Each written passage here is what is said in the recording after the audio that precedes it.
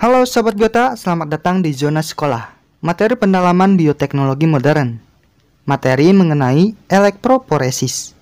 Oke, langsung saja mari kita pelajari. Tapi sebelumnya Sob, di materi sebelumnya kita sudah mempelajari mengenai teknik untuk memperbanyak DNA, yaitu melalui teknik PCR ya. Dimana dengan teknik ini, dalam waktu yang cepat, dapat menghasilkan kopian DNA target dalam jumlah yang banyak. Nah, tapi pertanyaannya, apakah DNA hasil PCR dapat langsung digunakan dalam rekayasa genetika? Nah, jadi nih, untuk memastikan apakah DNA yang kita amplifikasi atau perbanyak melalui PCR itu benar atau tidaknya, maka bisa dilanjutkan untuk divisualisasi menggunakan suatu teknik bernama elektroforesis. Elektroforesis merupakan teknik untuk memisahkan asam nukleat seperti DNA atau juga molekul lain seperti protein, berdasarkan ukuran muatan, serta sifat fisik lainnya. Nah, terus bagaimana sih mengenai cara kerjanya? Oke, elektroforesis sendiri terdiri dari kata elektro yang artinya listrik, dan foresis yang artinya migrasi atau perpindahan. Nah, jadi perpindahan atau migrasi di sini mengarah pada perpindahan molekul-molekul muatan seperti DNA. Dan terjadi karena adanya arus listrik. Adanya migrasi karena arus listrik ini membuat DNA dapat dipisahkan Sob. Nah, prinsip kerja dari elektroforesis terutama bagi DNA adalah memisahkan DNA berdasarkan ukurannya. Nah, sebelum kita mempelajari proses mekanismenya, kita harus tahu dulu apa yang diperlukan dalam elektroforesis.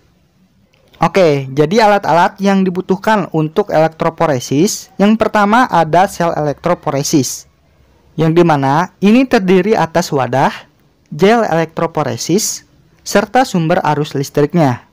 Nah, gel elektroforesis yang umum digunakan adalah gel agar-rosa, dan juga gel poliakrilamid. Bedanya, kalau gel agar-rosa itu untuk elektroforesis DNA berukuran besar, sedangkan gel poliakrilamid untuk elektroforesis DNA yang berukuran kecil. Nah, kemudian Sob, pada gel elektroforesis akan dibuat sumur untuk meletakkan sampel DNA-nya. Nah, biasanya pada sumur pertama itu diletakkan DNA marker, yakni DNA yang sudah diketahui ukurannya. Kemudian ada larutan buffer, yaitu untuk mempertahankan pH selama elektroforesis. Selanjutnya ada loading dye, yang berperan sebagai pemberat bagi DNA, sehingga DNA tidak keluar dari sumuran.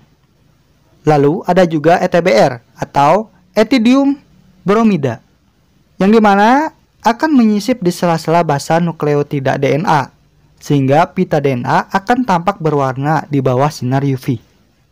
Nah, jadi itu ya komponen-komponennya. Sekarang kita lihat proses atau mekanisme dari elektroforesis DNA.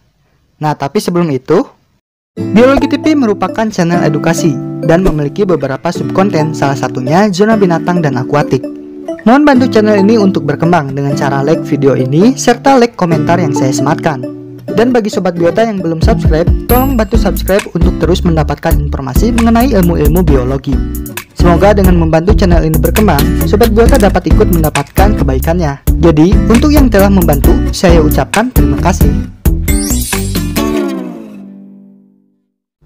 Oke, setelah set elektroforesis siap, yaitu gel elektroforesis dan larutan buffer, kemudian kita masukkan larutan marker ke dalam sumuran marker menggunakan mikropipet. Nah, DNA marker ini digunakan untuk mengetahui ukuran dari fragmen DNA hasil dari PCR. Selanjutnya, sampel DNA hasil PCR dicampur dengan loading dye sebagai pemberat. Ini dimaksudkan agar sampel DNA tidak keluar dari sumuran.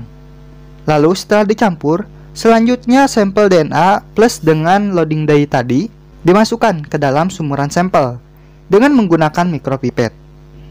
Lalu, untuk membuat DNA bermigrasi, maka kita sambungkan kabel di katoda dan anoda dengan sumber listrik. Nah, dengan adanya sumber listrik ini, sampel DNA bermigrasi ke kutub positif. Hal ini karena DNA memiliki gugus fosfat yang bermuatan negatif Sob. DNA yang memiliki ukuran kecil biasanya lebih cepat dalam bermigrasi. Sementara itu, yang lebih besar akan lebih lambat. Ini karena gel elektroforesis itu seperti lapisan jaring-jaring. Sehingga yang molekulnya lebih kecil, itu akan lebih mudah untuk nyelip-nyelip di dalam jaring-jaring ini. Jadi, migrasinya akan lebih cepat dibandingkan molekul yang berukuran besar. Kemudian, setelah dilakukan running pada DNA sampel tadi, selanjutnya visualisasi fragmen DNA dilakukan dengan merendam gel elektroforesis pada ETBR.